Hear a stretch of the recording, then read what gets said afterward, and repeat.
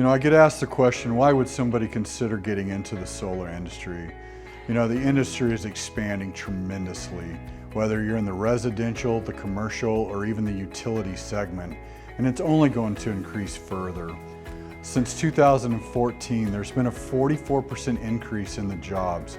That's 76,000 jobs, one of the largest growth segments in the US. That's 5 times faster than the normal growth as well, and it's across the entire country. There's so many segments to get into, whether you're in the site surveying, the operations, the maintenance, you could be commissioning these sites as well. Renewable energy is exciting, and it's the way the world is moving. Maybe you just want to feel part of that revolution. It's incredible to get outside, work in the great outdoors, and work in those open spaces.